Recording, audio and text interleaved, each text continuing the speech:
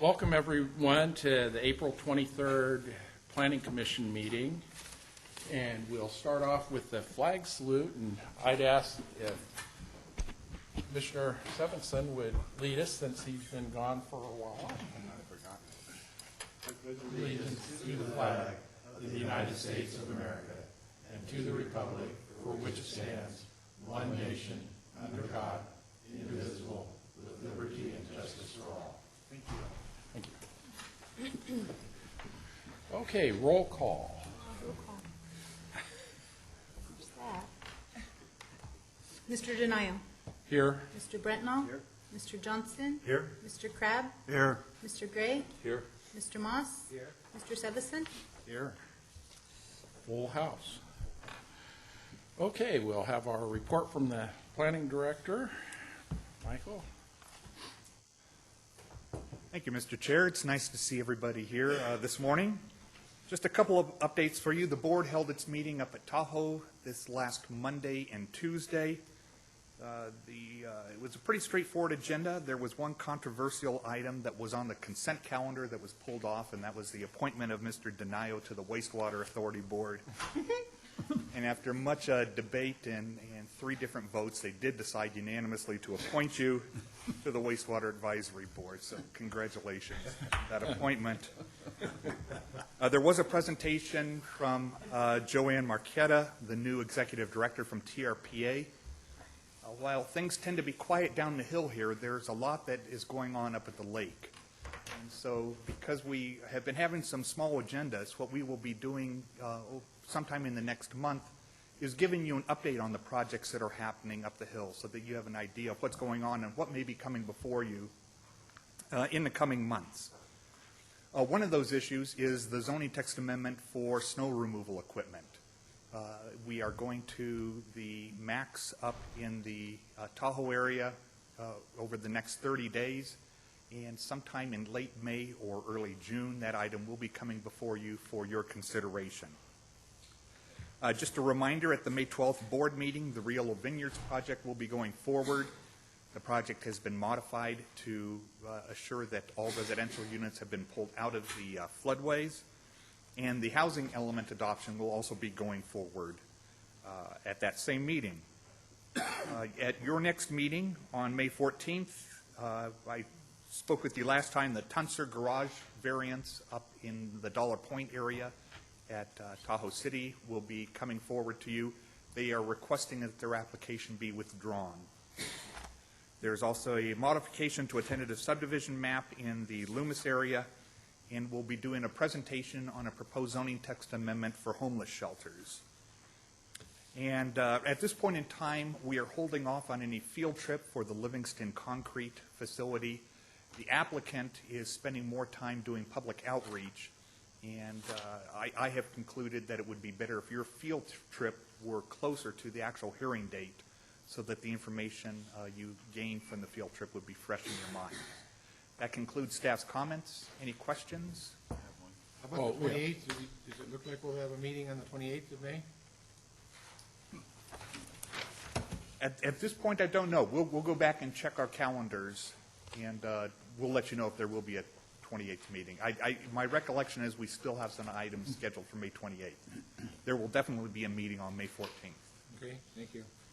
Would it be possible to get an update on the trails issue on the 14th of May? When last visited, the issue was the process for revisiting the location and so forth of trails. And, that may be the last one I'll be at for a couple months. So we can have that come forward. I would appreciate it. Okay. Thank you. I'll piggyback on what Gary just said. I talked to the Roseville people the other day, and they're very interested in coming involved in this trail thing. So, Good. just give Mike Shalato a call down there, and he's I'll do that. jump on it. Okay. Okay, thank you. Thank you. Great. Chairman, you may, for your new appointment for the air thing, you may want to thank your colleague, Mr. Crabb. He was instrumental in that recommendation. What did I do? Didn't I do? Thank you. I went over that last meeting. I thought it was you because you were gone. Okay, thank you, Michael. At this time, if there's anyone in the audience that would like to speak to any issues that are not on today's agenda, this is your chance. Seeing everybody sort of looking around at each other and no one standing up, we'll go ahead and move forward to our first item, extension of time on a conditional use permit, and I see Barry's ready for it. Okay. Good morning. Or Alex, I'm sorry, Alex. I was going to get to that. Yes, for those members of the commission whom I've not met yet, I'm Alex Fish. The request before the commission this morning is an extension of time for American Engineering and Asphalt. This is a project that was approved by the commission this past September. The project site is located here in the Sunset Industrial area. More specifically, I don't recall the address off the top of my head, but at the end, southern terminus of Cincinnati Avenue. The applicant is requesting a one-year extension of time on both phases of this project, which phase one, we're going to go ahead and move forward here, show the site a little closer. Phase one of this concrete and asphalt recycling project includes construction of a 6-foot tall CMU screen wall on the north property boundary here, implementation of some additional landscape screening for the storage yard, and payment of fees required to implement phase one, which include traffic mitigation fee as well as a gross tonnage processing fee. Phase two would include construction of a maintenance and repair shop for the equipment that's utilized in the crushing operation, and also construction of parking improvements for that repair shop. As I noted, the applicant is requesting a one-year extension on both phases of that project due to severe cash flow restrictions that have resulted with this economic downturn. I will correct, I did list in your staff report that the approval was in August of 2008. It was, in fact, in September. And as noted, the approval was for a heavy processing plant, is what the county calls it. The state regulations call it a construction debris inert processing facility. And this facility processes up to 100,000 tons of asphalt and concrete annually.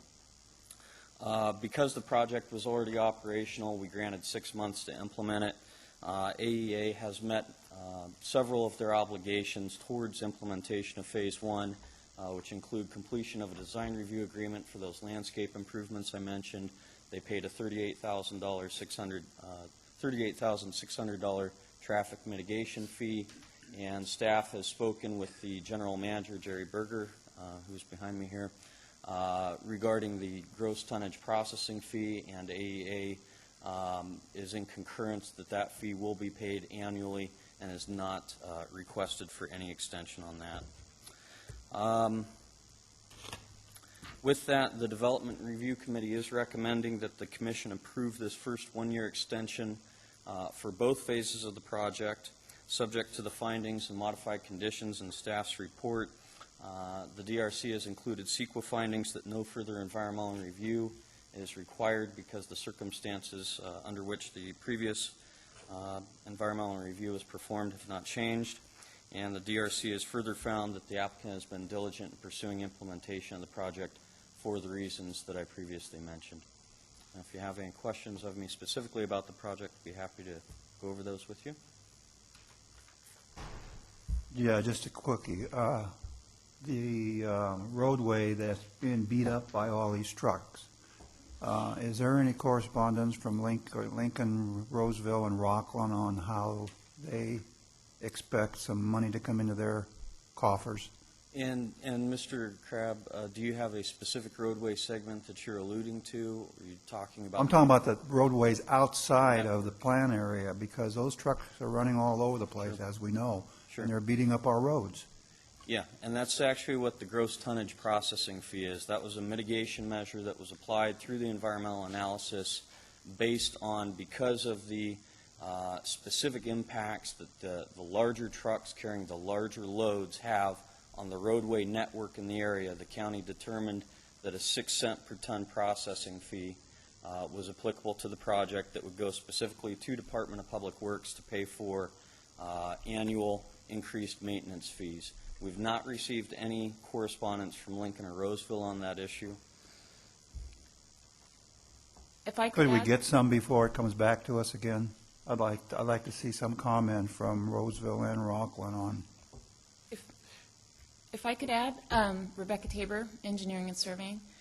There are fee programs that are in place between the city of Roseville and Placer County. When we collect a traffic fee, it's actually going into a number of different fee programs, and one of which is a city of Roseville, Placer County joint fee. And that program includes different capital improvements. So those are spread across the jurisdictions. And there's also the SPARTA fee, the South Placer, South Placer Regional Transportation Authority, thank you. So we could look into exactly which capital improvements are programmed for these fee programs, but essentially, the reason we're collecting these fees is to pay for the needed improvements. So my guess is that those are covered. Okay, well, I'll ask them down there if they're happy. Mr. Chairman, also, if you look at condition number 26, that outlines the fees required. And as Rebecca indicated, there's the South Placer Regional Transportation Authority fee. There's a countywide traffic limitation zone requirement, the Biz Johnson Highway Interchange Joint Powers Authority fee, and then, again, as Rebecca indicated, the Placer County City of Roseville Joint Powers Authority fee. And they have paid their fee for the first phase, as Oh, that's Alex good for right indicated. now. Okay, So, thank you. so some of that money is going there already. The only additional thing I'd add to that is that we don't anticipate them coming back for another extension of time request. We're hopeful that they're going to be able to complete those requirements after this point. So if it's something that we really need to look into, I would suggest that maybe now would be the time. Okay, and on that for the year extension, I know in this economy and stuff, maybe it's not a question for you, maybe for the applicant, if the 12 months or the year period is enough time for them to get all the improvements in.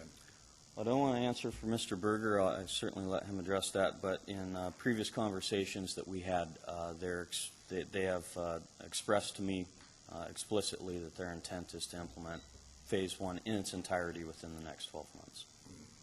Alex, they have the right to come back in and ask for another extension, do they not? They do? Yeah. 2 more. If I could, I want to go into timing, and this has more to do with procedure than substance. This is one of the first extensions I've seen in quite a while where we didn't have a specific expiration date in the motion itself. And the closest that I come to that is in paragraph 45 on the terms and conditions at the very end, where you have some wording underlined having to do with dates. Can you clarify what the dates are that this extension goes into effect and when it expires? I see March 11th down here and April 23rd, all kinds of months and days, but it's confusing to me. Okay. Noted in the condition at the outset is today's date, the anticipated action date, extending the project for 1 year on Phase 1 to March 11th of 2010, because technically the project, accepting that they've applied for the extension of time within the necessary timeframes, the actual the exercise date of the project was March 11, 2009. So that's why we have that date here. And then for Phase 2, the expiration being March 11th, 2012. Did I answer your question satisfactorily? So they got their application in before it actually expired, and we're just a little bit beyond that, but they're kind of exempt at the moment. That's correct. The actual the application was made on the expiration date, so we just made it in the nick of time. Close is good enough. And we came before you at the next available hearing. Okay. So. Thank you. Any other questions? Guess that's it. Okay. Thank you. Thank you. Okay, would the applicant like to speak to us? We fully intend to have it completed by the dates. The economy has just shocked us financially, so. Okay, just for the record, name. Oh, I'm sorry, Jerry Berger, I'm the general manager at American Engineering. Okay. And as I said, we fully intend to have the project criteria met by the 2010 date. Okay, any questions? Yeah, Jerry, you live with this stuff every day. Are you seeing any change in the economy? Is it just bottoming? Are we seeing any light at the end of the tunnel? What's your take? Well, we're getting more feedback on bids that we've put out, so we're hoping that things will turn around here shortly. We're hoping the April 15 date would bring a windfall, but it's now beyond that, and nothing yet, so. Because actually, too, with all the supposed road improvements, if there's, rework roads and stuff, that you should see that as soon as that. Yeah, we are expecting it to turn around, indeed. Hope so. Yeah. Okay, well, thank you much. Thank you. Is there anyone in the public that would like to address this issue? Seeing none, I'll close it off and bring it back to the commission for any discussion or action.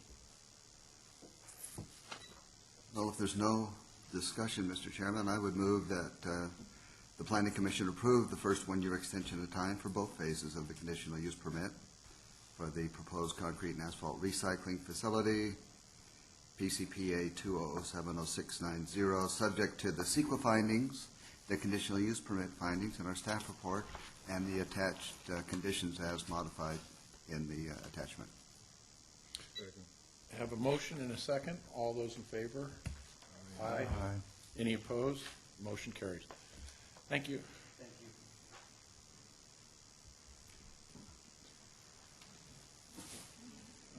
you. Okay, we'll move on to our 1015 item.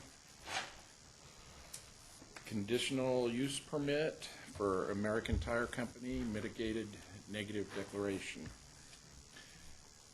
Okay, Jerry.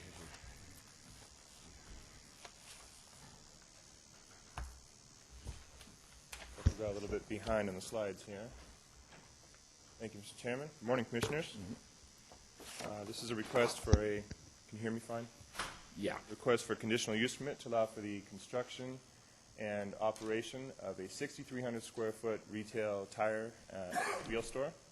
And it's going to be located on the corner, southwest corner of Willow Creek Road, or Willow Creek Drive and Highway 49, directly adjacent to the Les Schwab. See there as you're coming into the new Home Depot. Some project information here, all that's contained in the staff report. Essentially, it's a 1.77 acre lot. The project site is located on a lease area that's shown in yellow right here. The project site, the property actually runs 250 feet this way, but this is going to be the lease area in which they're going to construct the project. These are some views of the site as it exists now. There were at one time 5 residences that were located on this property that through the years as they became vacated, they were demolished, and I think the last ones were cleared out 2 years ago, somewhere around 2 years ago. You can see the Les Schwab tire store before its new remodel and expansion. Here's the new Willow Creek Drive, again just before Home Depot opened up there, and this is looking out to Highway 49, the project site over here to the south. This is the site plan. It's a little garbled up here. I apologize for that, but what the purpose of this is to show turning radius for delivery trucks. They need to demonstrate that they can get a truck in there to deliver tires that wouldn't be hitting curbs and get stuck and everything in order to prevent them from parking on Willow Creek Drive to unload. There's the building here. It's oriented with 3 bay doors that will face out to the parking lot to the west. Here's what the building would look like, consistent with the design criteria for the North Auburn area. We have brick, mixture of brick and other architectural elements. This is the face that you'll see if you're heading south on Highway 49. It faces directly north. This is what the image would be from Highway 49, and then this is facing in toward the parking lot here.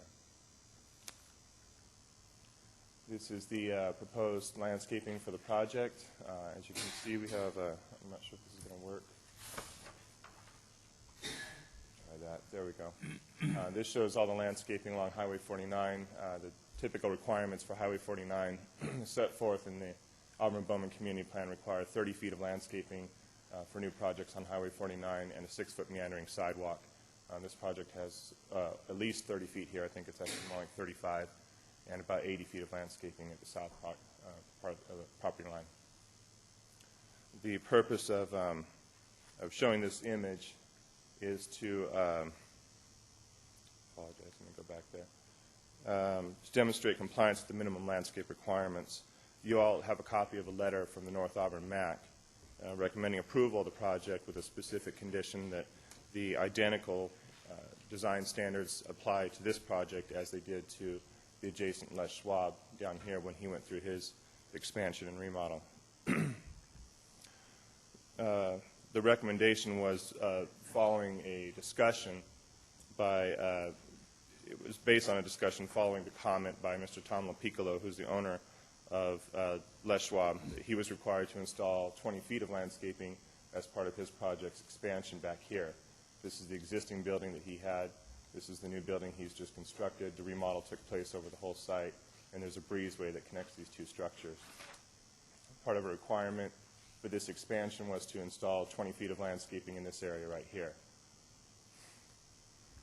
Mr. LaPiccolo is concerned that the America's Tire Company project proposes 12 feet of landscaping on their Willow Creek frontage, not along 49, but along Willow Creek up at the top there. So this demonstrates that 20 feet of landscaping here was intended to compensate for the remainder of the site's deficiencies in landscaping out in this area. So this is a little bit more than what we'd normally require, but there's much less than we would normally require out here. In contrast, this is the site landscaping for the America's Tire project, as shown here. As you can see, there's considerably more on-site landscaping being proposed for this project than there was for the Les Schwab Tire expansion, Les Schwab Tire Company expansion and remodel. In addition to landscaping, the remainder of the proposed improvements for this project are all consistent with Placer County guidelines, policies, and zoning. A mitigated negative declaration has been prepared that addresses potential project impacts. It's been circulated. And based on that, staff recommends approval of this project as proposed, subject to the findings and recommended conditions of approval. If I may answer some questions. Yeah, Jerry, if I could, kind of referring to the landscaping and the actually the meandering sidewalk. The landscaping, I really didn't see the specifics, I guess, of what you just talked about in the report. You know, not to say that it's not there, but there was a discussion of following the landscape palette that was used in Home Depot, as well as a meandering sidewalk. But when I looked in the conditions, I didn't see where those items had specifically carried forward into the conditions. It seemed like, you know, it talks in general about landscaping within the conditions, but not the specifics that are in the text of the staff report. Whether or not it's a condition of approval. Yeah, so as far as follow-up, you know, how is this going to bleed over into the conditions? So we typically don't condition projects to construct sidewalks except in the cases where they're constructed in a county right-of-way, which is why you see a condition for that from engineering and surveying along Willow Creek. Landscaping and the sidewalk on Highway 49, we don't condition that because it's an improvement that's shown on site plan, and also it's something that's required by code and by the Auburn-Bowman Community Plan. So they wouldn't get through the improvement plan process or the design review process without having those requirements met. Does that help you? Yeah, I think so. It seems like this is an important factor, and I was just wondering why it wasn't. Yeah, it's standard. The landscape requirements, sidewalk requirements, those things are all applied to projects on Highway 49, so there's no getting around it. The fact that it shows up on the site plan, that's part of the project proposal, so it's understood that by approving that site plan, we're approving this proposed landscaping and sidewalk out here. Okay. Maybe just another side issue. You know, we're on Willow Creek. We're talking about a urban trail, I guess, a requirement for a sidewalk, and an issue that always seems to come up for us is you know, who builds and who maintains. In this case, it's clear that the applicant is going to build The applicant will construct that sidewalk. But the maintenance, how does the county It's handle? unusual because we have a Highway 49 or Caltrans right-of-way out here. The sidewalk that's being proposed in the Caltrans right-of-way, that will be constructed and maintained by the applicant, as well as all the landscaping on the site. The sidewalk that's being proposed on Willow Creek is being proposed in the county right-of-way. The applicant will pay for the construction and the engineering of that sidewalk, but Placer County Public Works Department will be responsible for maintaining that landscaping on Willow Creek. And the sidewalk, if it cracks? That's correct. I'm sorry, not landscaping, the sidewalk, that's what I meant to say. And the landscaping too, then? No. Landscaping, the right-of-way, I think, ends right here. All the landscaping is proposed south of that. That's entirely the responsibility of the applicant to maintain. This is accomplished through landscape maintenance agreements that are part of the design review agreement. It gets pretty involved after the approval, but we make sure that for a minimum of 5 years, the landscaping is maintained. By that time, it's pretty well established. Mm-hmm. So the sidewalk on Willow Drive will be maintained by the county, but will it, is it just going to be constructed this time as far as the leased property, or is it the whole parcel going to be? Another good question. They're actually going to be required to construct the sidewalk all the way down the remainder of the 250 feet to the end of the property. Okay. If this had been a land division that occurred prior to this hearing date, they would only have been required to construct improvements up to the property line. Because the property extends much further, we're going to go ahead and get sidewalk all the way down to what is perceived to be the eventual connector between Masters Court and Willow Creek over to the west. Okay. And so the proponent here is going to put some money in the bank, I guess, for the construction of that road? They'll actually construct the road, and I hope I'm correct in this, they'll construct the half road width and the curb gutter sidewalk all the way down to the property limits, where the connector is proposed at the end and being dedicated. The property owner will, maybe the applicant, either one of them, will dedicate the right-of-way for the future road connection between Willow Creek and Masters Court, and they'll pay 125% of the construction fees of that. So the county can come back in later on and build it when we have enough roadway to construct it. Okay. Thank you. Sure. Any other questions? Okay. Thank you, Jerry. Okay, would the applicant like to speak? Good morning, Chairman, Commissioners. My name is Don Threlkill, representing America's Tire Company. My address is 20225 North Scottsdale Road in Scottsdale, Arizona. I have a number of guests with me today to help answer any questions that you might have regarding our project. We have our civil engineer, both our architect and our regional vice president for the Northern Cal region. So if you have any questions, I'd be happy to answer those through the gentleman. First of all, I wanted to thank staff for helping us through the environmental study and helping us with a fairly tight site, being able to get the circulation, the landscaping, and the building design that we need. We were a pleasure to work with, and even though a fairly lengthy process, it was well worth it to get through it. For any of you that have not shopped at America's Tire Company or had the opportunity to know who we are, America's Tire is part of the Discount Tire family. We operate 750 stores in 21 different states throughout the country, and we are the largest independently held tire company in the U.S. Our founder started with one store in 1960, took over an old Montgomery Ward store, sold off all the appliances, and had a pretty good niche of selling the tires. At that time, he had a little shop. He sold them. He changed them. He couldn't afford a compressor, so he ran them across the street to the gas station and used their air compressor to air them up, ran them back, and put them on the car. So he started with one store and a little bit of a dream, and bought some additional stores and additional outlets. He soon realized that Discount Tire, America's Tire, is in the customer service business. We happen to sell tires, but when you treat people right, you give them a good price, you give them the best service you can give them, you try and make a friend, you shake a hand, you try and take care of them when they need a little something.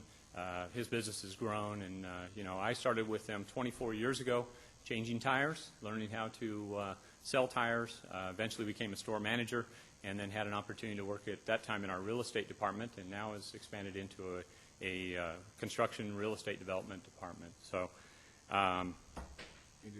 all of our people are promoted within. We all started out changing tires, so we know our business from the ground up. one of the things we do at all of our stores and all of our new stores to try and grow our business is offer free services. In these economic times, it's nice to have a business that offers free services. If you own a car and it has tires on it, we consider you a customer, and if you have a tire that needs to be repaired, we'll repair it free of charge. If you have tires that need to be rotated, we'll rotate them and do an air check for you free of charge also. So at the end of when you get out or ready to leave, we'll ask you to consider us and give us an opportunity to sell you tires when you do need tires. And that's, in these economic times, that makes it kind of nice to come into a new community and offer them something. If you have a new car, you drive off the lot tomorrow and it has a tire that needs to be repaired, we're going to take care of you. And we're going to ask that you give us consideration when you do need to buy tires. And I know there's been some questions brought up about competition. When we started with our first store, we liked competition. Competition is good for the community. It's good for the consumer. You guys get the best price. You get the best service. And you guys can shop where you get those best services. As I fly around the country a lot, I'm on a lot of different airlines, and the airlines forgot a long time ago that they're in the customer service business. So, you know, we enjoy competition. We do nothing but tire and wheel sales and installation only. We don't do any service. We'll let anybody else that wants that business have that business. So we're just looking for your tire sales.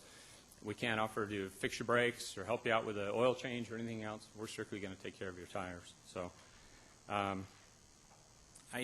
Again, I have a bunch of consultants here. I'd be happy to answer any questions you may have about our company or about our project. And otherwise, we'd respectfully request your approval of our project. Okay, no questions?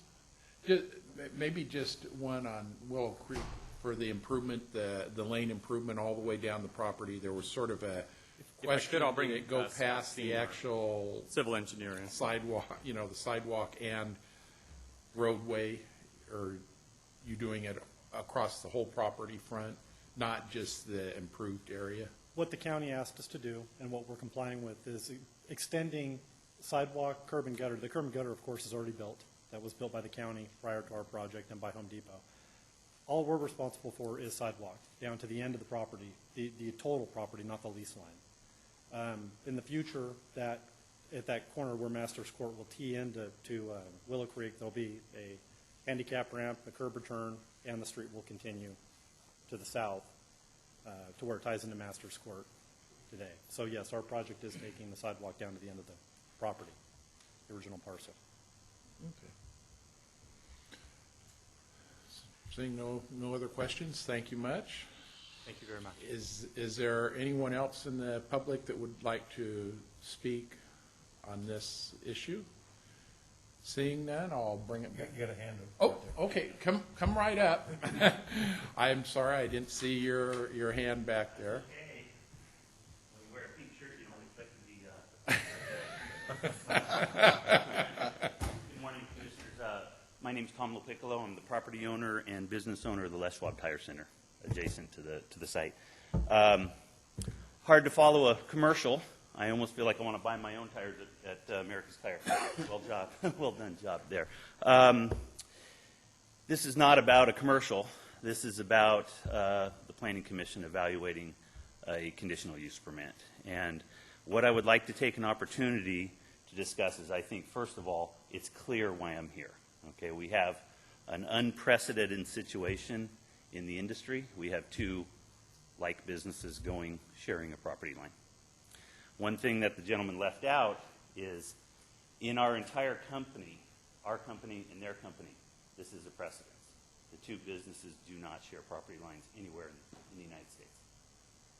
There is a fair amount of analysis, and I was not going to bring that up, regarding marketing and regarding economic times and so on, and that's probably more for an appeals basis. But a study has been done here that is not a commercial, that shows proof of what type of economic conditions are caused when those two environments go together. And it's easy for a company to say, yes, competition is good. Competition is good. It's good for economic conditions. And I'm only going to bring this up because it was brought up, and there was some discussion of economic times prior in the last conversation. When like businesses go head-to-head, price points are over a certain dollar amount, in this particular situation, $400. It creates a certain sales environment. That environment cannot be ignored. It does affect gross margin. It does affect net profit. It does affect conditions that the county will incur. For instance, in our economic development region, we're following a process right now where we're applying for funds because we're in a redevelopment zone, which you all know. Part of those conditions are based on the retention of employees, the growth, and so on. Okay?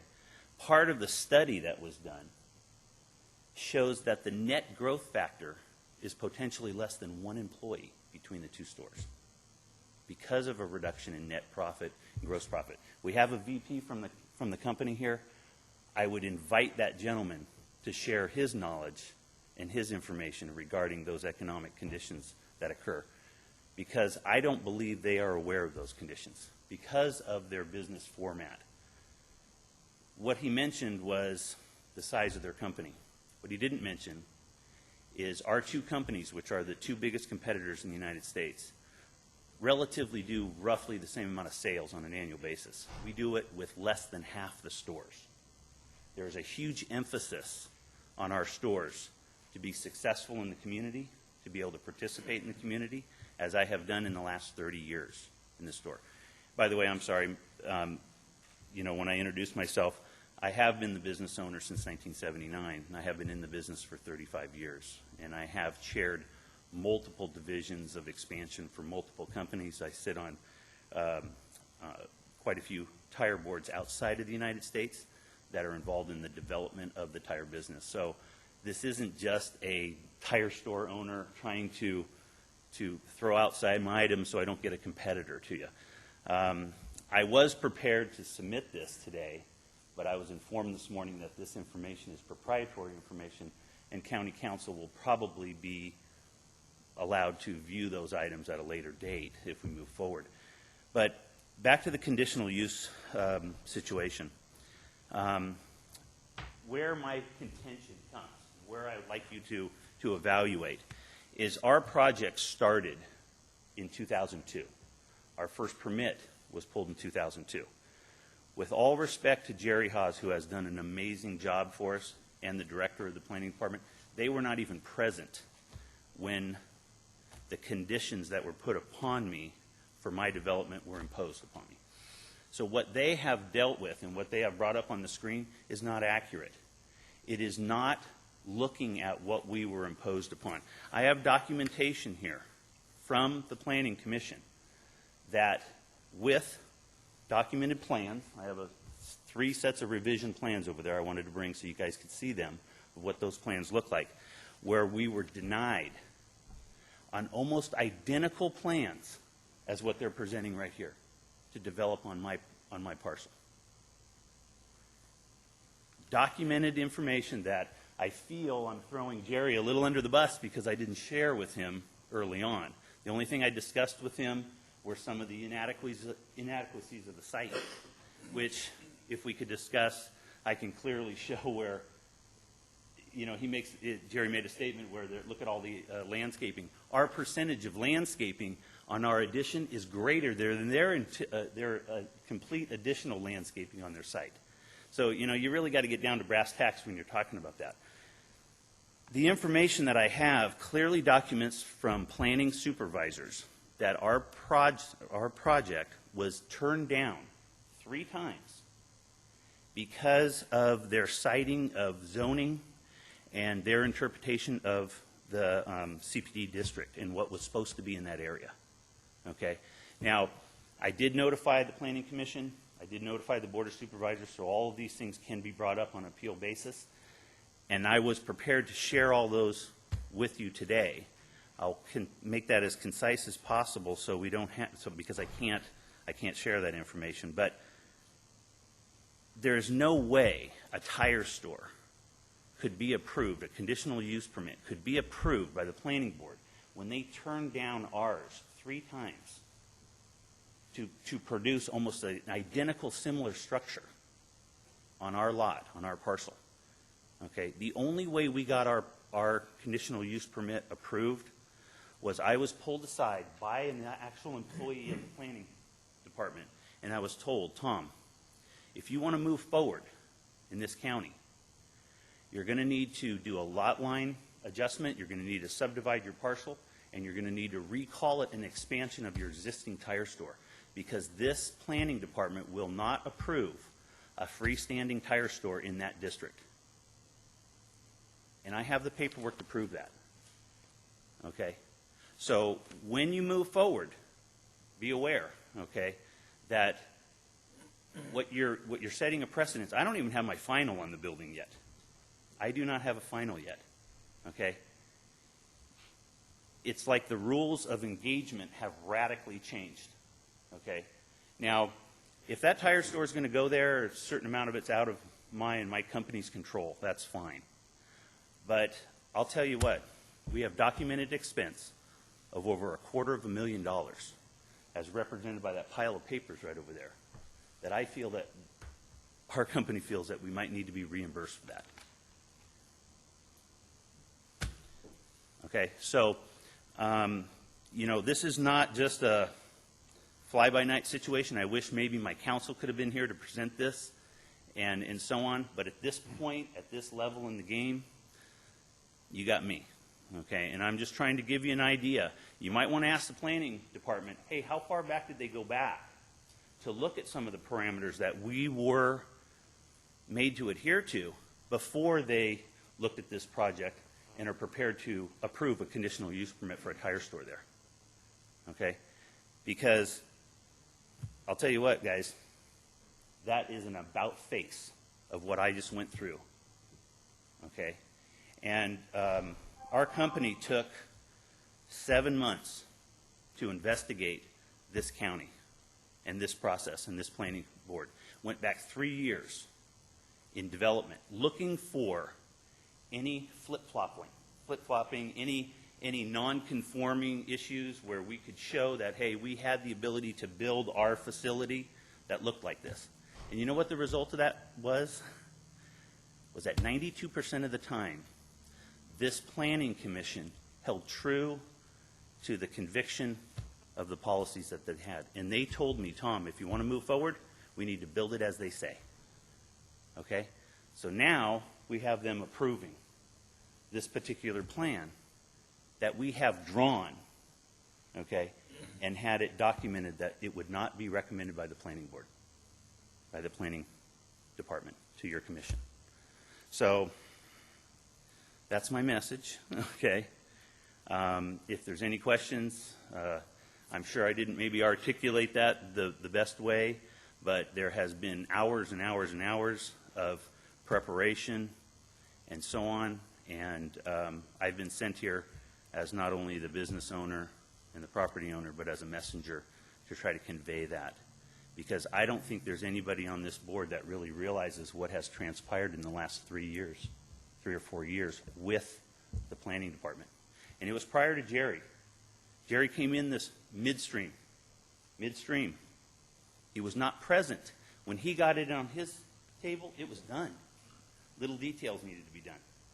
But the actual construction of my facility and how we had to convey to that, I'm just going to point out one little thing, okay, that we have documentation to. Their facility virtually is 77% warehousing, storage, 77%.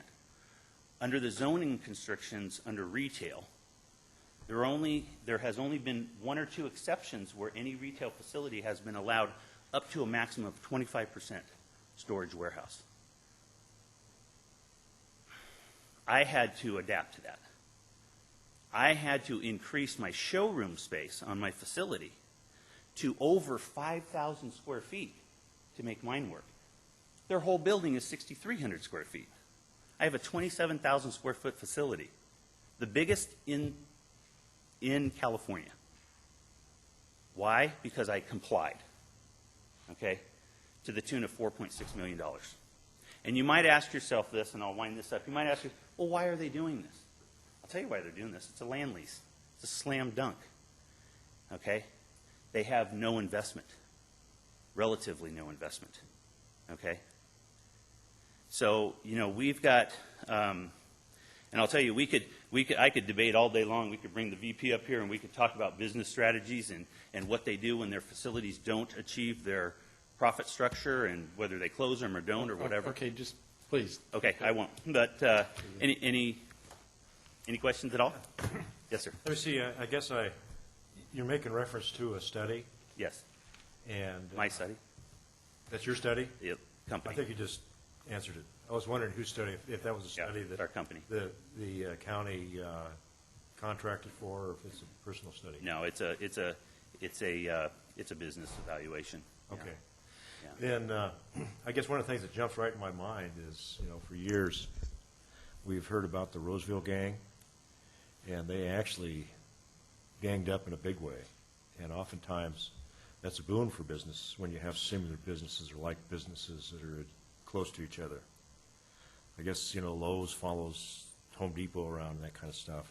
So I kind of hear you saying that that's not true. Well, let me explain that to you, because that's a good analogy, Home Depot and Lowe's.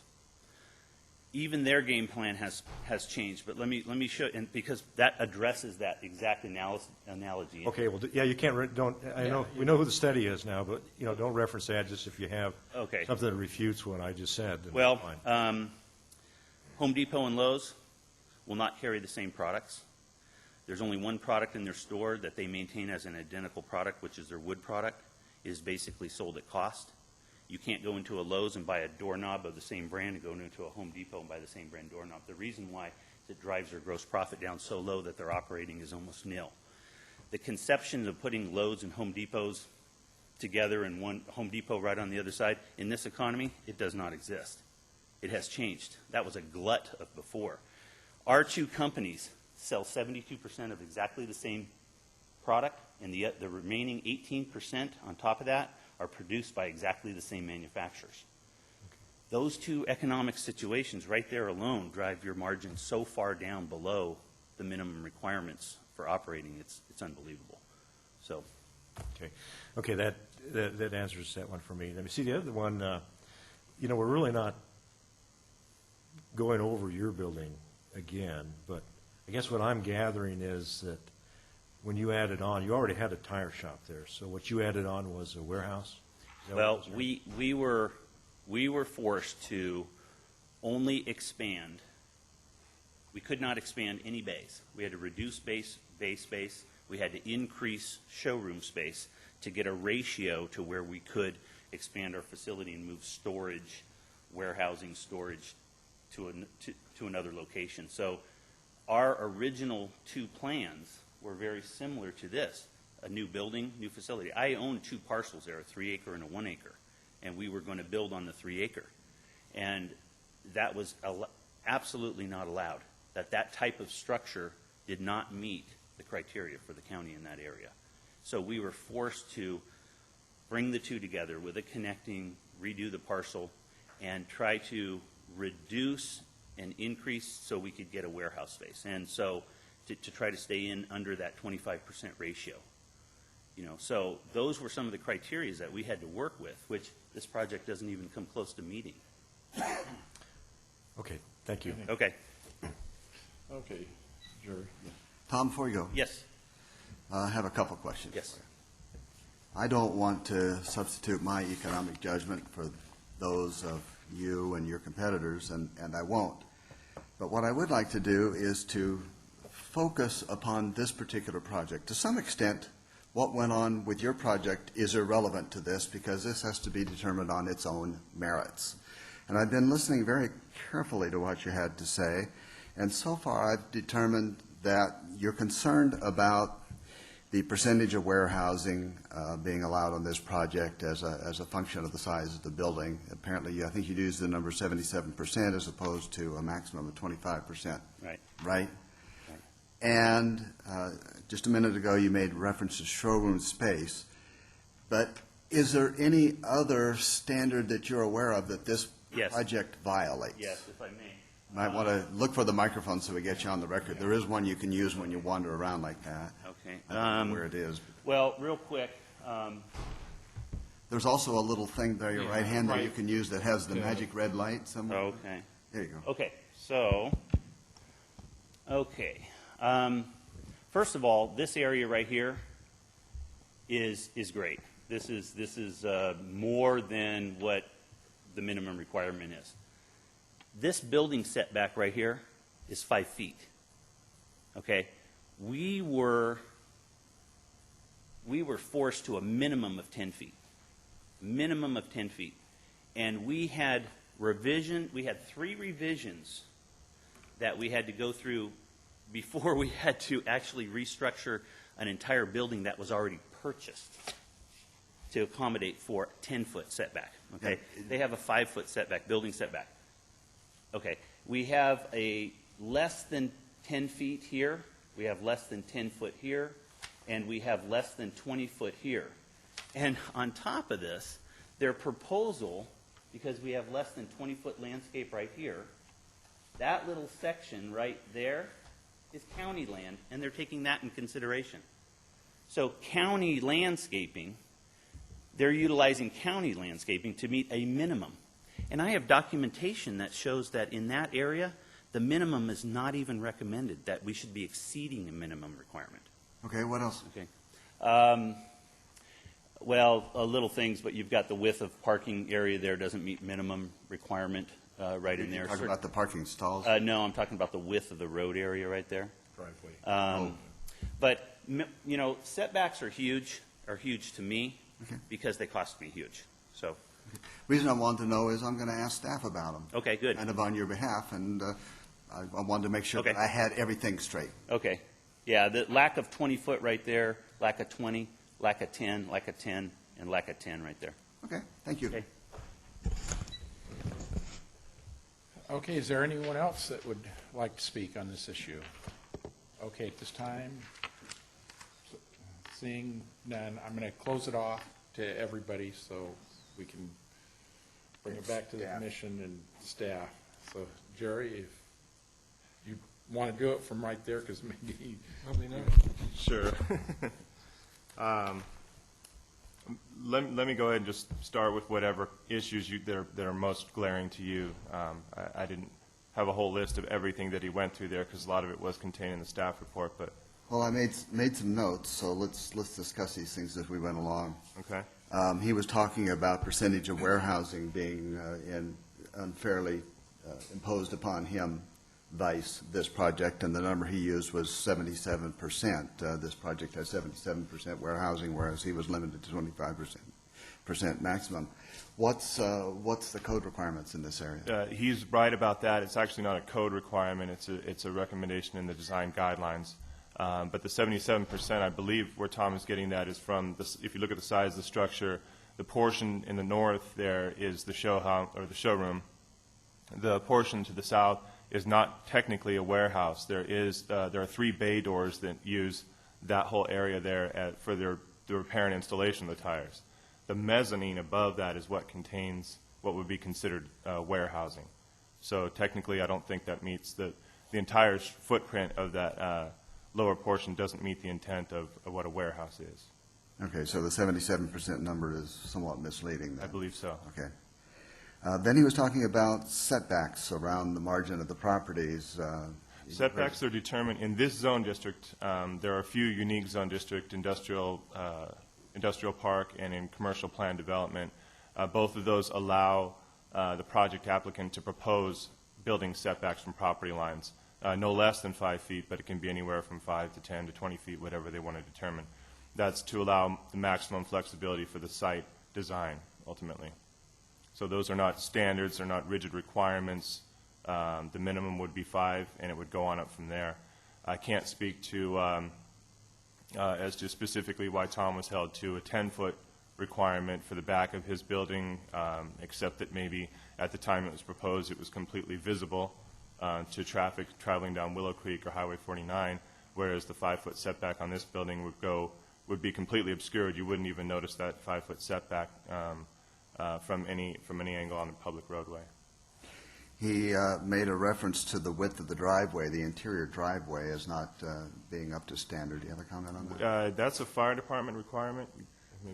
I can speak to that, and I believe the minimum width is 26 feet on the drive aisles, and that complies with fire department standards. He may have been referring to the first parking stalls are required to be a minimum of 40 feet from the traveled public right-of-way, but this also complies with that. So I'm not aware of anything that's not complying with our standards. Yeah, and then the final thing that he mentioned was the fact that the minimum setbacks are taking into account county right-of-way, and he was specifically talking about the Willow Creek Drive side where the sidewalks exist. Do you have a comment on that? Don't have a comment on that one. I'm not sure, again, setbacks being determined from the property line are established by the project as designed in this zone district, so there are no necessarily any front setbacks that need to be adhered to, aside from, I think, 10 feet. And I believe the right-of-way is greater than 10 feet away. I think the landscape island itself along that frontage on Willow Creek is 12 feet wide. So it exceeds the 10 feet requirement on the front there. Okay, thank you. Any other questions from any of the commissioners? Okay, with that, do we have any discussion amongst ourselves, or need a motion? Well, I'll bring up an issue, and that has to do with competition. I can understand where Tom's coming from. He's invested a lot of time and money in his business here. And frankly, Tom, if I were in your seats, I wouldn't want competition in my backyard either. But Rich, you bring up a good point about the auto malls and the Home Depots and the Lowe's and the like, and frankly, I'm not so sure that I'm willing to substitute my judgment on what constitutes fair competition for them. If it's fair, they'll succeed. If it's not, maybe one will have to shut down. It bothers me, but I'm not going to impose my thoughts on it. I have the same problem in my business, personal business. I have a competitor right next to me, so. Also, I was concerned about some of the comments Tom was making about the imposition of unfair standards on his project, vice this one. A lot of us have been on this board for a long time, and I would like to think that we impose the standards fairly as each project comes up. We have no particular axe to bear in this matter, and frankly, from what I've seen based upon the staff report and the discussions we've had, it appears as though the standards are being imposed fairly on this project when considered by itself. It's very difficult to compare on a relative basis. Getting a lot of nods. So based on that then, Mr. Chairman, if you'll accept it, I would like to move that the Planning Commission adopt the mitigated negative declaration and approve the conditional use permit for the America's Tire project, PCPA 2008-0369, based upon the findings in our staff report, which are the CEQA and conditional use permit findings, and the recommended conditions of approval that are attached to our staff report. Have a second? I'll second it. I have a motion and a second. All those in favor say aye. Aye. Any opposed? Opposed. Okay, motion carries. We'll do a roll call. Yes. No. Yes? Yes, but I just have one comment and maybe question to the applicant. Is your company the one that has that little lady throwing a tire through the window? And that's an old ad. Why don't you get something new? Yes, sir. That is our advertisement. That commercial has actually won an award, the longest running. It was developed in the 1970s and has been running ever since. And you don't find many 1970 commercials that are still viable today. Yes, it has happened. I get that question a lot of Planning Commission, City Council hearings. Usually there's some alcohol involved, but yes, we have found some tires through our showroom in the morning. So. Maybe you should hire the shampoo guy. Yeah. Yeah. My vote is yes, but I just wanted to comment about that. Okay, go ahead and continue, Kathy. Yes. Yes. So the motion carries. If anybody wants to appeal, it should be filed at the planning department, and the time to file is 10 calendar days, and the appeal fee is $495. Thank you. Okay. Let's take a quick break. Yeah, we'll take a quick 5-minute break before we continue.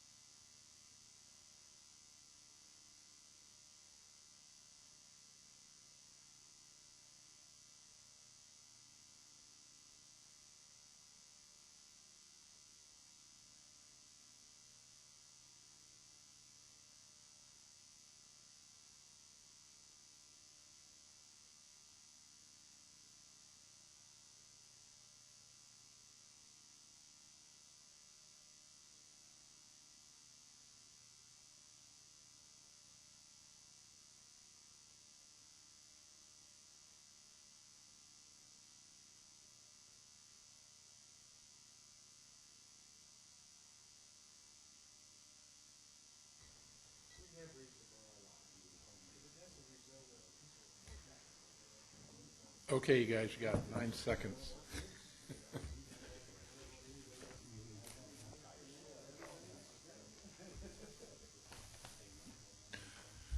Okay, welcome back to Planning Commission. We'll start with our final item, zoning text amendment, outdoor eating areas, and let's see, Melanie, are you all set?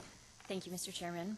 The Placer County Planning Department is requesting that the Planning Commission recommend to the Board of Supervisors approval of the zoning text amendment relating to outdoor eating areas.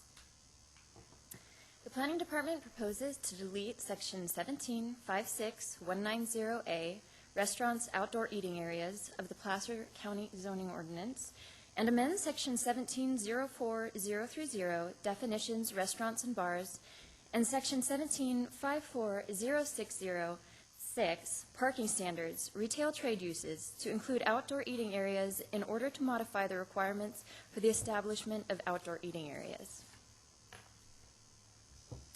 It has come to the attention of the Planning Department that the outdoor eating area section of the Placer County Zoning Ordinance has proven to be excessively restrictive in the establishment of outdoor eating areas. Current standards of the Placer County Placer County Zoning Ordinance limit outdoor eating areas to 25% of the indoor dining area, 5 tables, or a capacity of 20 people, whichever is more restrictive. Restaurant owners wishing to exceed these limitations have previously been required to obtain a minor use permit. Parking standards for the outdoor eating areas have proven to be excessive in that parking is required at an amount of half the required for the indoor eating areas. The proposed changes to the Placer County zoning ordinance include deleting the outdoor eating area section and adding outdoor eating areas to the definition of restaurants and bars.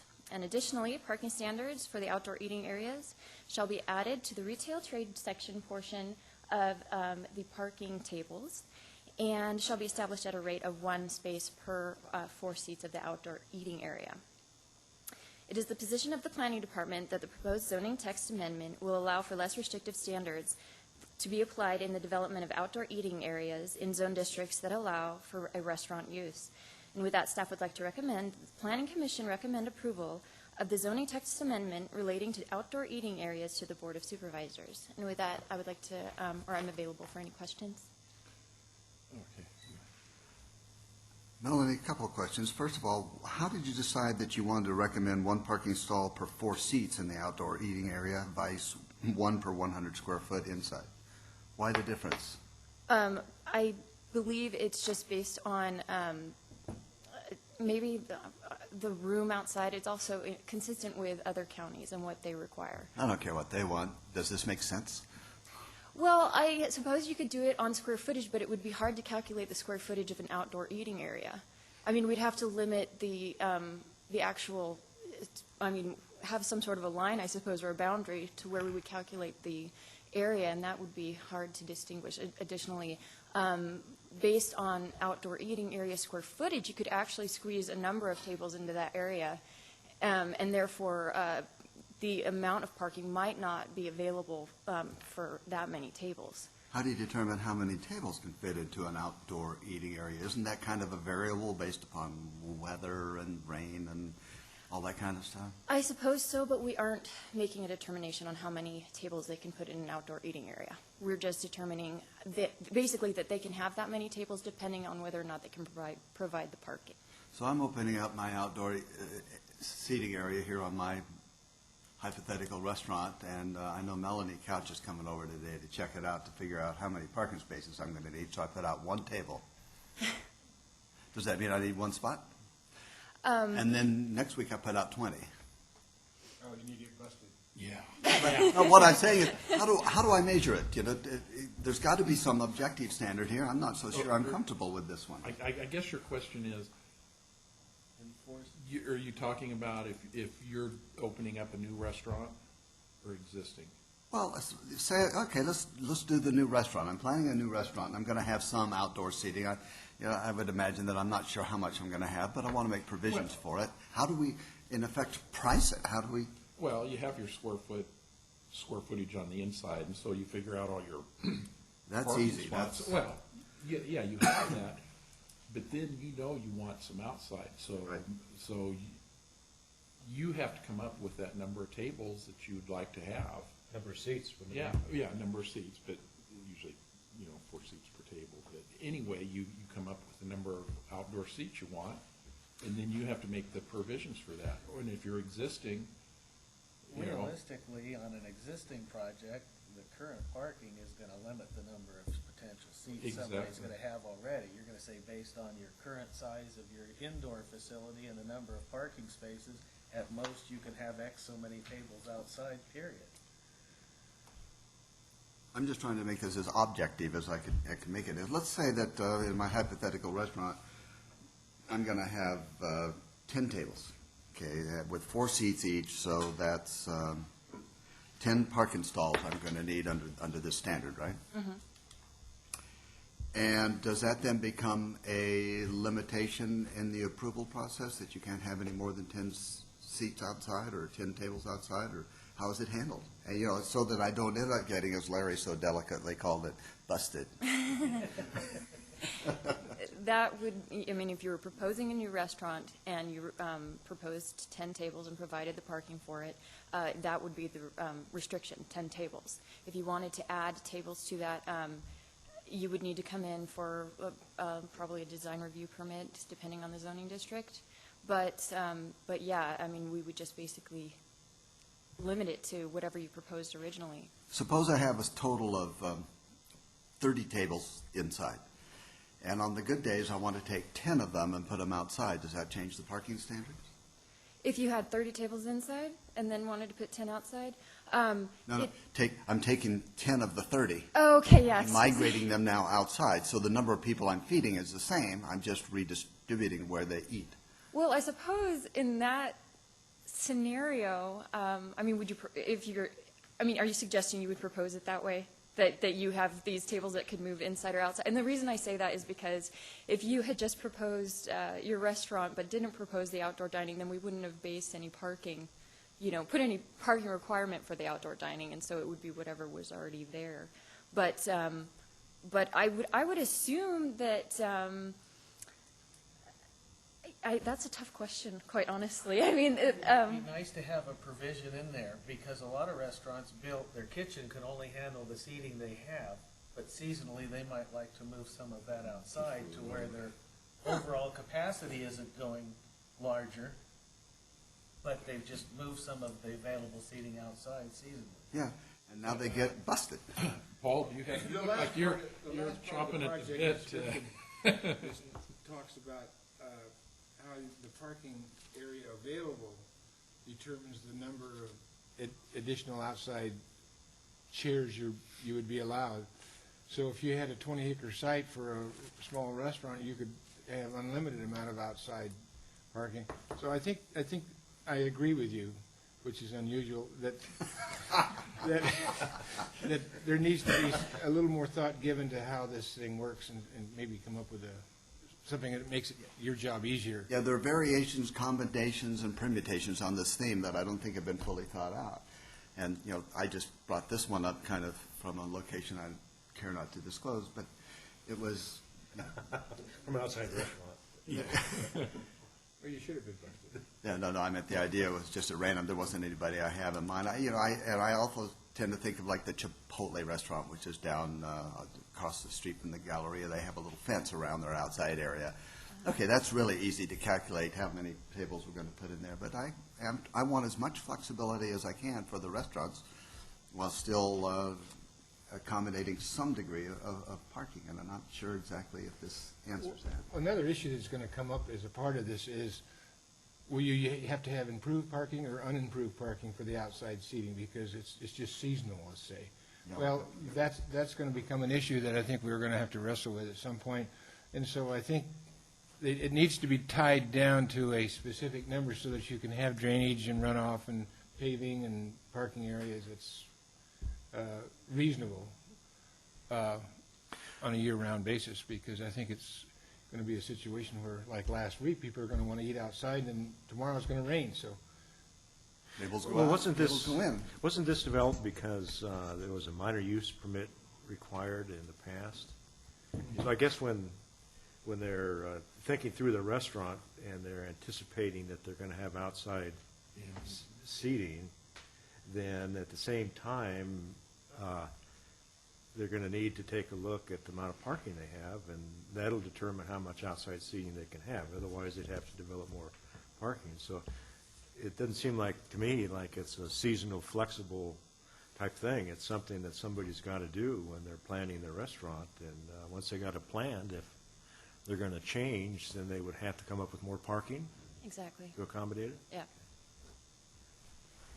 So I guess I'm not seeing the issue. Well, I'm not seeing the issue real clearly. Well, I think the point was brought up, if you have a restaurant with 20 tables, 30 tables, and you do have area out on your sidewalk, and during good weather or during the summer, if you're up in Tahoe, that you move those outside and then you move them back in. So really, from accommodations of your clientele, you're really not serving, putting more tables out or serving more people than you normally would. You're just sort of shifting maybe the locations of where you have your tables.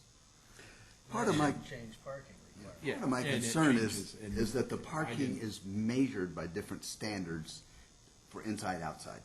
Maybe that's necessity and that there is no alternative, but we're doing it based on hundreds of feet of inside eating versus number of tables outside. Well, I kind of saw that as the advantage in this proposal because, the square footage didn't make sense for outside. Because it's basically a quarter of what the inside would be, right? Right.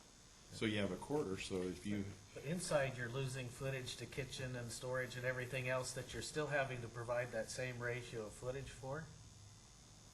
1 per 100 for the kitchen area and all that, so it's. The overhead, Yeah. But I visualize a restaurant that's got a lawn area, and they're going to have tables outside in the good weather, and maybe outside, there's more room for people to set up their tables, and so it's not as confined or constrained as inside a building, so.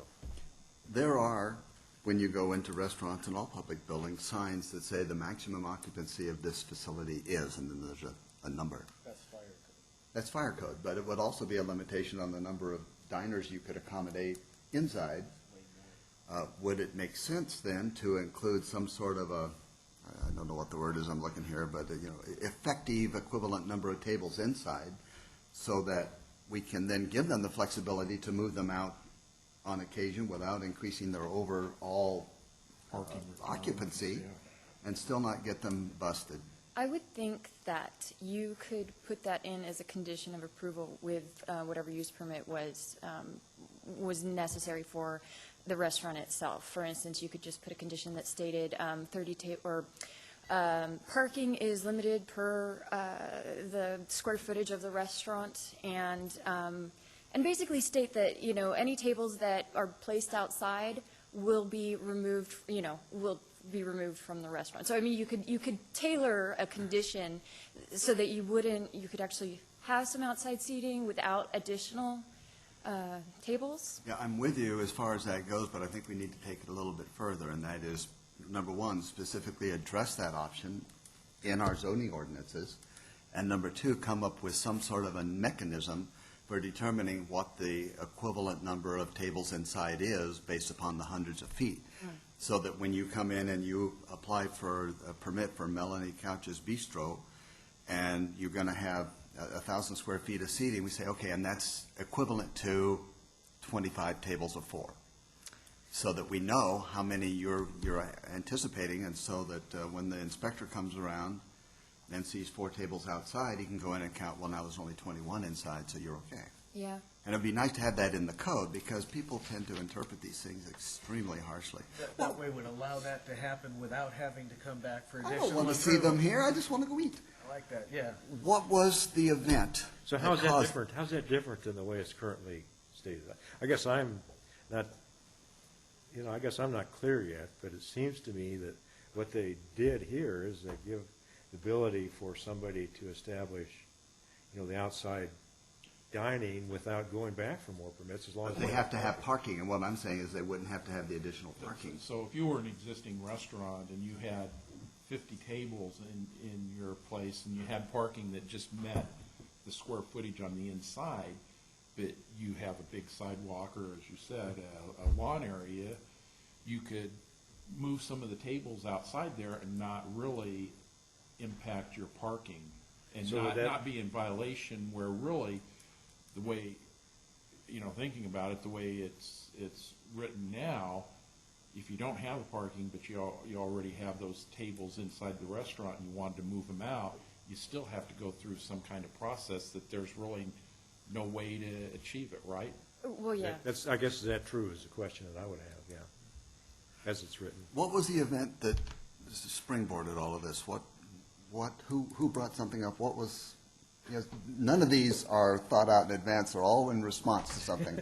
What was it, Paul?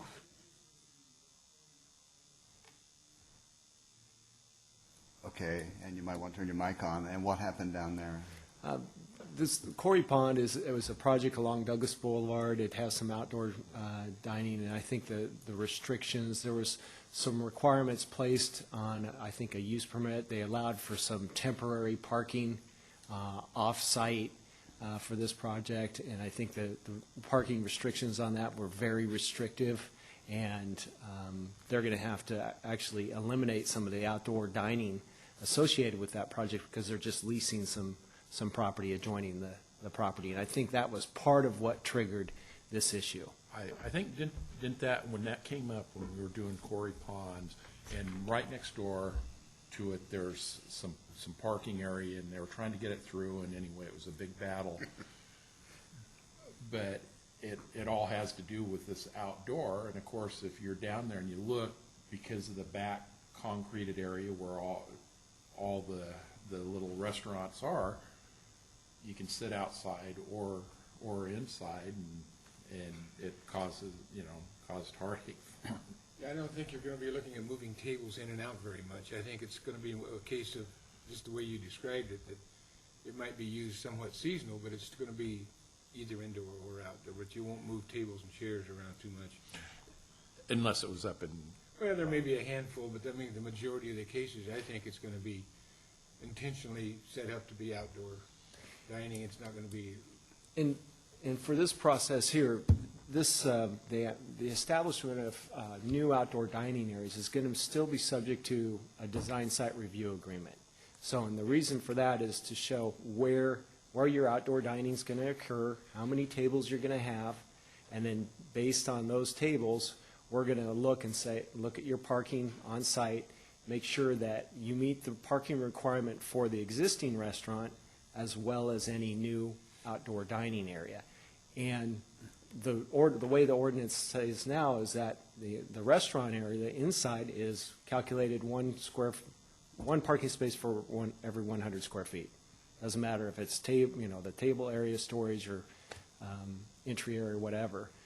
And then the proposal is to have one parking space for every 4 tables outside, which is less restrictive than the current requirements now. Say, Paul, did you just say now, this example of moving tables out of a restaurant, as long as they got the parking places for the square feet, then? You'll have to maintain the parking. The way the ordinance is proposed and is existing is that you'll have to maintain the parking requirement for inside at 1 parking space for 100 square feet of the whole indoor area, as well as any of the parking requirement for outdoor, which would be 1 parking space for every 4 seats. So this would be an issue as being discussed then? So if somebody wanted to, like Larry was indicating, take 4 tables from outside or from inside outside seasonally, theoretically, I guess you'd be overparked. Can we put a provision in there that would allow that to happen without changing their parking calculations? As a part of what I was Adequately thinking. parked for 50 seats already, and 10 of those go outside seasonally, it shouldn't change the way we calculate their parking requirement. I suppose what we could do here is through the design review agreement, if that was proposed, if it was a seasonal proposal, we could stipulate in our design site review agreement that the tables that are inside currently are the ones that get moved outside during, the seasonal events. The problem is how it's going to be pretty hard for the county to enforce that. They may, in fact, decide to just add tables. That's going to be the difficulty. Of course it is, but it will be policed by the restaurant next door. True. If we got who will squawk like the devil when something untoward happens. I also am very aware of the law of unintended consequences, which means that no matter how carefully we craft these provisions, there will be something that comes up that runs afoul of it, and I'm just trying to anticipate this and give a restaurant owner as much flexibility as I can in the zoning ordinances themselves, and then give the DRC and the other people the flexibility to accommodate this, that's all. Oh, it's not going to be a problem. You got 7 hard-nosed commissioners out there eating out all the time and checking things. It'll be easy. I got one who never eats down in Granite Bay. I don't think I've seen a dollar with your name on it anywhere in Granite Bay. My name's George Washington. Hey, it's a lot. I didn't say you. It was administrative. Anyway, I would like to see it reconsidered with that in mind, so that we can come up with a functional equivalent number of tables and give the owner as much flexibility as we can. Maybe for direction purposes, would it be something like for the dining area inside, we would establish for that area, the requirement would be 1 parking space for every 4 seats. And so it'll be equivalent to what's outside. And then through the design review agreement or use permit, whatever would be required, we would say in that agreement, this design review allows for so many tables in the restaurant and outdoor eating area. Therefore, there's a condition established. If they violated the condition relating to the number of tables, that's an enforcement issue. No, I would go back to the beginning where you said you would change the parking standard to be consistent, i.e. the number of tables inside. I would leave it the way it is, 100 square feet per parking space, but as part of the application, we would determine, the concept of full-time equivalents in terms of man hours. Okay, we've got 2,000 square feet of eating area in this 5,000 square foot building. How many full-time tables or 4 tables of 4 is that equal to? And how many can you get in there? How many can you cram in? How many do you reasonably? Well, I mean, it would be subject to the fire department code requirements. Well, yeah, subject to all of that. How many tables do we define as being in here so that now you can move that number inside and out as you see fit without violating the code? Sure, if that's the planning commission's recommendation, we can take that forward. So that would require square footage outside too, measurements, right? No, it'd just be calculated only if it's full time outside. But where you migrate them in and out, and you have this fixed number of tables in your facility, and sometimes they're divided disproportionately inside and out, it doesn't change the parking. So in other words, it's by you have so many tables in your restaurant. That's what you're saying. But you're assuming everybody's going to move the tables in and out. No, I'm just giving them that flexibility. If you have tables you're proposing at your bistro to be outside full time, well then this is 1 parking spot per 4 seats. If you so you're changing the inside to a square foot of dining area? Is that No, I'm leaving it the way it is. Oh, you're not changing this at all?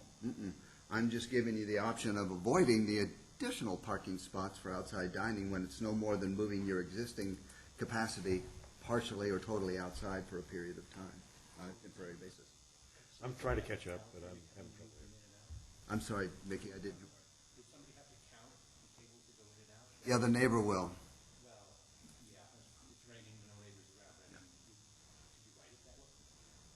That would be in the code, and if you want to avoid the obligation to come up with more parking for outside seating, then you take your current capacity. So every restaurant would have to establish their current capacity at this point? We would define what it is inside as part of the agreement.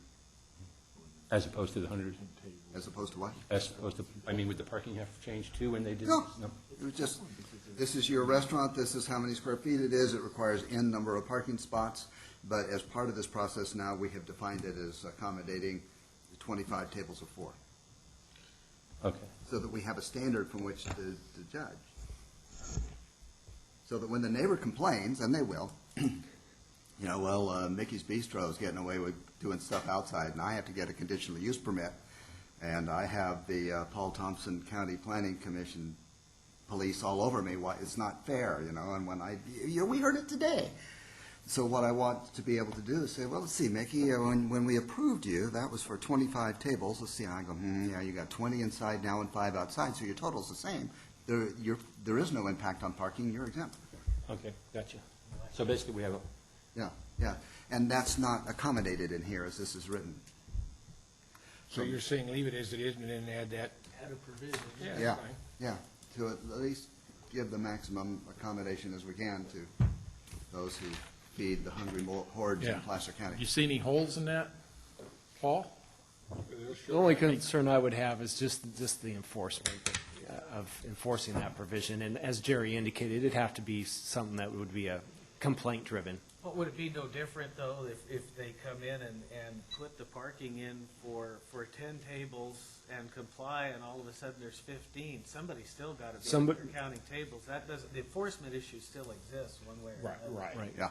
Right, because he can say, yeah, You want a little time to redraft this and come back? Is that the idea? Well, at the commission's pleasure, I think we understand what Jerry would like to have happen. I think we can fabricate something and provide the recommendation to the board if you feel comfortable with that. Actually, to save the poor board having to go through all this,